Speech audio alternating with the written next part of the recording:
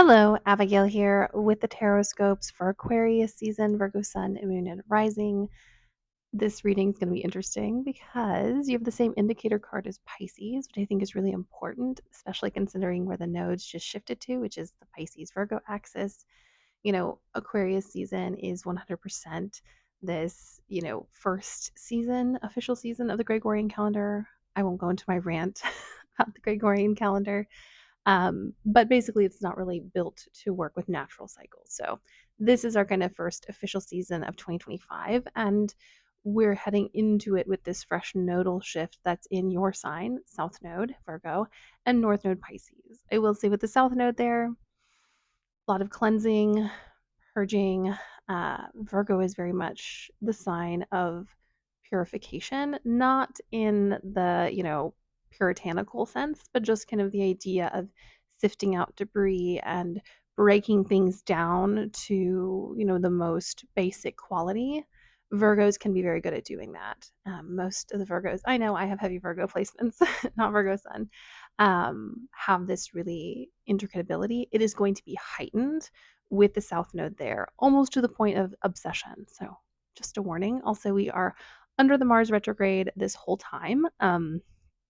And we're going to be heading straight into a Venus retrograde once we hit Pisces season. Mercury retrograde, we're going to have the eclipses.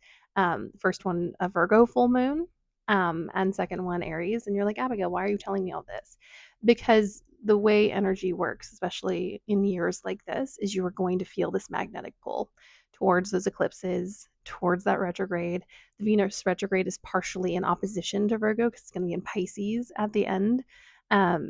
So just know that the beginning of this year is going to be deeply shifting and changing and transformative. When I was meditating on 2025, when I was making my content for it, the word shedding with the planetary shifts, we're getting all of the outer planets with the exception of Pluto that already moved into Aquarius last year, moving Aries, Neptune. Uranus is going to go into Gemini. And then we're going to have Aries and Neptune come back out of, not Aries and Neptune, God, Saturn and Neptune. Saturn and Neptune come back out of Aries and then go back into it in 2026. So this year is a year of pivot and change. And every year, I think we all feel that, we're not the same person on the other side. But this year specifically, that is going to be heightened. So just know, especially as a Virgo, you're going to be shedding a lot with that South Node there.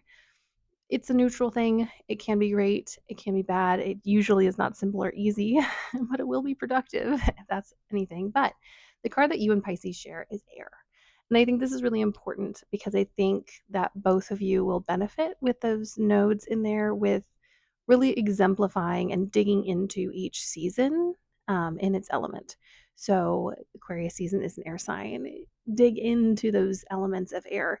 Find stability in other places besides those Virgo placements because they are going to be deeply unsettled. If you have late degrees, you're getting hit first. If you have early degrees, you're getting hit last. This is an 18-month cycle, give or take a few days. So just be aware. So really dig into, and we have some air cards in here too, really dig into that desire to investigate and to know more while keeping the air quality of being able to flit from thing to thing. Don't get hyper focused on one thing over another. If something isn't working, let it go and try something else. It's very easy in a South Node moment to get fixated on that South Node and all of the energy around it. The South Node tends to have a lot of really intense congestion. It is the point at which, things need to be processed and released. So we don't have all that control. Exemplify air. Move from spot to spot. Shift, flit, change. When things feel heavy, find something lighter to do. Um, we're not going to have a whole lot of control this year. So control what you can, which is your ability to bounce between, go from strength to strength, go from thought to thought. Um, be a little more Gemini, if you will, because they're also ruled by Mercury like you are. I know I've kind of run long on the astrology, but I thought it was important. Then we get into the Page of Pentacles. And the pages have been all over the place in all of my spreads. This is a reminder to keep things fun. I love that it is a earth page. You know, you don't have to abandon all of your earthiness and groundedness and desire to dig deep in this cycle. However, play with it. You know, get down in the mud and make mud pies. You know, the things that you want to plant now are going to be planted by the universe and in some really unexpected ways. You can't control that, but what you can do is you can have fun. You know, if you want to get into the earth, don't do it with this serious kind of like, I'm going to pull all the weeds out and get all of this done. And here's my planting grid. Do it for you and do it for the joy of it. It's really important in this cycle for you to do things because they bring you joy. Even if there's something that's building for the long term, make sure that it is equal parts work and equal parts play, because it's not sustainable to be at the grindstone all the time and not to celebrate and to take breaks. In a lot of kind of ancient farm cultures, they had tons of festivals because that's how planting works. You know, you put in a massive amount of effort in a couple of days and then you kind of maintain it over time. Something finishes, that's great. Have a huge celebration, enjoy yourselves, get cut loose, and then go back into the work. Start to view it as downtime being essential rather than downtime being, you know, don't let capitalism get you. That's what I'm basically trying to say. Have fun, take breaks, make your own little festivals, celebrate the downtime, celebrate the moments that you get to cut loose. Don't see them as a space that you're not able to work. Um, you know, all work and no play makes, you know, Jack a dull child. Then we have the Queen of Cups. This Aquarius season is also about deeply connecting to your feelings, your needs, your desires, the things that, you know, move you are really important. We also have the moon card in this spread. I think those lunations are going to be important for you. No, they're not in your sign. Doesn't matter. Your chart's a wheel. So you have every sign within you just in various intensities and planetary vibrations. So when we have that new moon in Leo early on and that full moon in Aquarius later on, really get in touch with yourself. Listen to what the universe is saying. This year is about, uh, you know, a dance with the cosmos. It's not, you're not going to be able to go on a straight path. The universe has a lot to get done. A lot of my clients are being shifted and pulled into different unexpected places. They're not necessarily bad, they're just not where they thought they would be. And they're like, well, this is better than being unemployed.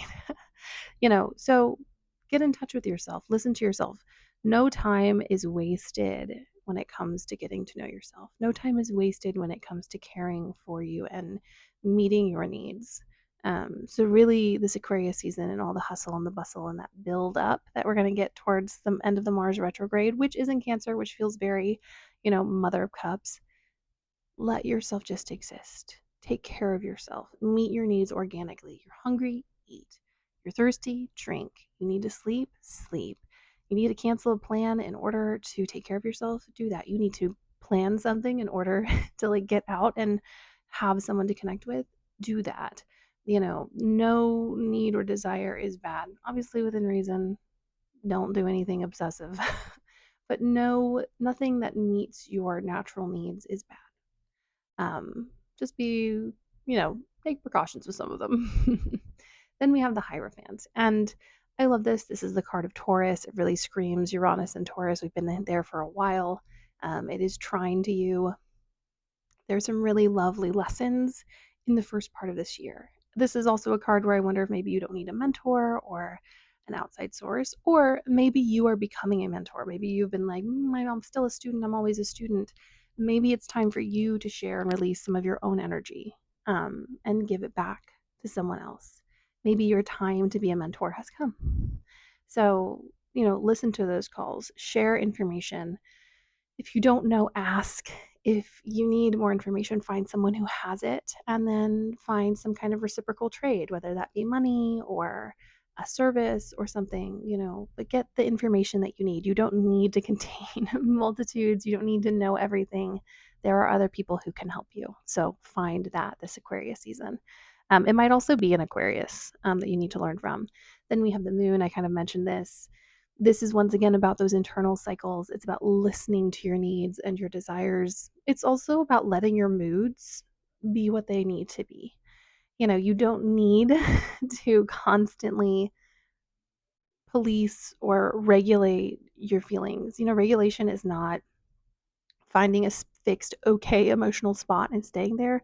Regulation is the ability to swing from extremes without getting stuck, without getting overwhelmed. I'm autistic. I tend to feel a lot of extremes. The best thing I can do for myself, and you don't have to be autistic to take this advice, is to allow myself to feel those extremes, but also allow myself to flow out of it. It doesn't make those feelings any less valuable to take a break from them, to move to a different emotion, to experience joy in a moment of pain, to experience pain in a moment of joy. None of those things are wrong. It's okay to just be you emotionally. And last but not least, we do have a Queen of Swords. There's something to investigate and to know in this season. It ties back to that Hierophant. You are on a journey to find knowledge and information. Maybe you're researching something. Maybe there's a topic you've been putting off knowing more about. Maybe there's something you've been holding back on releasing. It's a Mars retrograde, but retrogrades don't mean you can't do anything. It just means that things tend to be a lot more organic. So if you feel that need to start something, see if it flows. If it flows, do it. And if it doesn't flow, wait for a better time. But embrace this Queen of Swords, that power, that trust in your intellect.